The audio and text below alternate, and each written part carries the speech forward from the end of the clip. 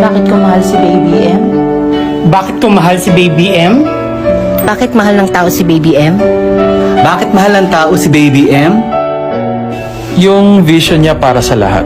Yung pag-asa ng pag-ahon. Yung pagpapakita niya ng lakas.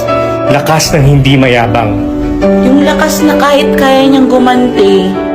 Kaya niyang magbalik ng sakit o insulto. Hindi niya gagawin. Hindi niya gagawin. Kasi yun ang totoong lakas. Yung pagharap sa mga totoong tao. Hindi lang sa media.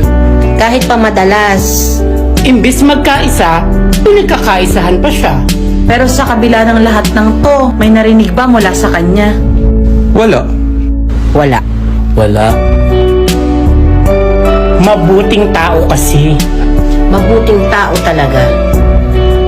Ang totoong lakas ay magpatawad at huwag gumanti. Team player siya. Mahusay makisama pero may sariling diskarte.